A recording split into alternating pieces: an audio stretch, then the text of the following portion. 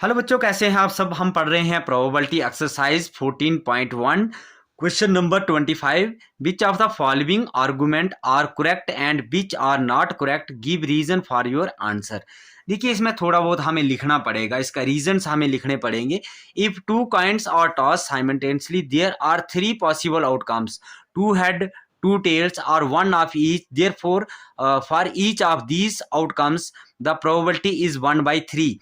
क्या ये 1/3 प्रोबेबिलिटी आती है कि नहीं आती है, ये हमें फाइंड करना है। If a die is thrown there are two possible outcomes, an odd numbers और an even number, therefore the probability of getting an odd number is 1/2।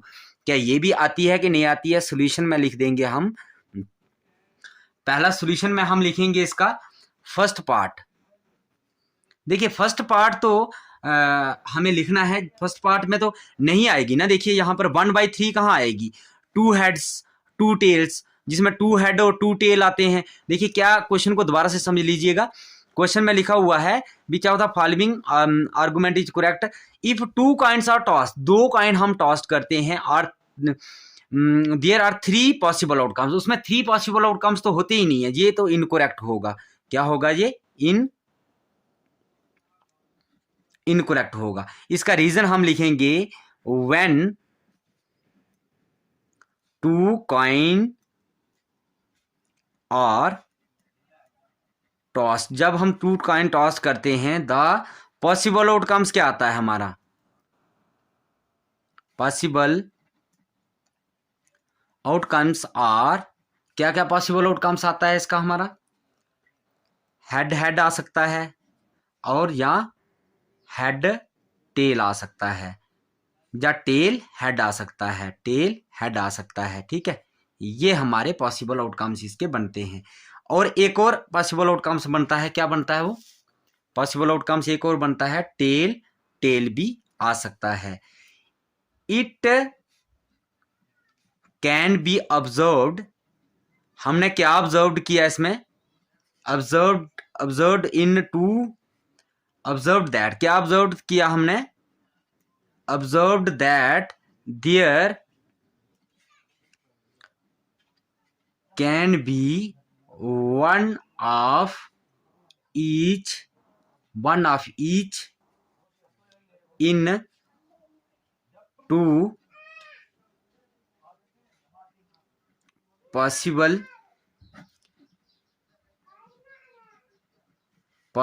Base. दो पॉसिबल बेस हो सकते हैं, हेड टेल आ सकता है और टेल हेड भी आ सकता है। ये इसके पॉसिबल आउटकम्स दो बनते हैं। ठीक है, ये हमने लिख दिया। देयरफॉर द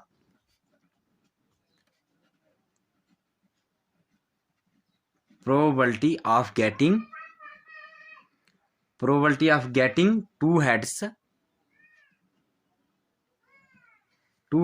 is 1/4 आता है।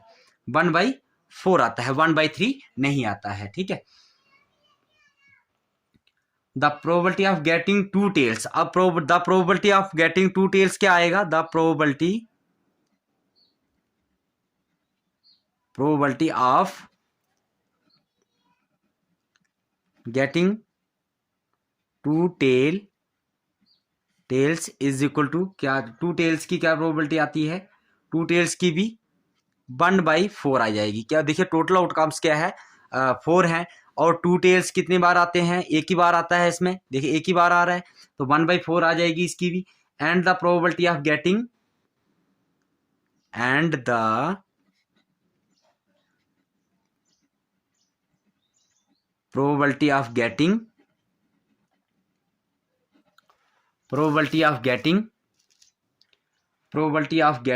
क्या आ जाएगा? Probability of getting one of each, जिसमें एक होगा। तो एक किसमें है? इसमें भी एक है, इसमें भी एक है। 2/4 आ जाएगा। 2 1 जार 2, 2 2 जार 4 इज इक्वल टू 1/2 आ जाएगी ये। ठीक है, अब इसका हम सेकंड पार्ट करते हैं। सेकंड पार्ट में क्या है? सेकंड पार्ट इसका करने की कोशिश करते हैं। सेकंड पार्ट बिल्कुल ही इजी है। इस सेकंड पार्ट करेक्ट होगा। कैसे करेक्ट होगा? देखिए, यहां पर आ रहा है 1/2 आ रहा है ना यहाँ पर। किसका है, dice is thrown, two possible outcomes क्या है, ऑड नंबर इवन नंबर, तो बिल्कुल 2 आता है, ऑड नंबर इवन नंबर 2 आता है। ये देखो, और ये इवन नंबर 2 बार आ रहा है, ऑड नंबर भी 2 बार आ रहा है। ठीक है, तो करेक्ट आ जाएगा ये। तो हम इसमें लिख देंगे रीजन, तो हमें लिखना होगा when a dice is thrown the possible outcomes are, possible outcomes क्या आते हैं इसके, 1 2 3 4 5 एंड 6।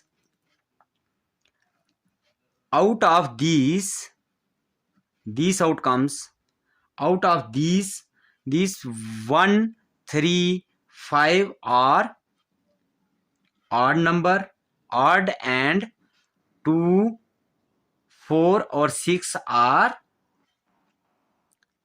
even number। देखिए चल गया आपको पता, इसमें ऑड नंबर और इवन नंबर कौन कौन से आते हैं, ये आते हैं। Therefore probability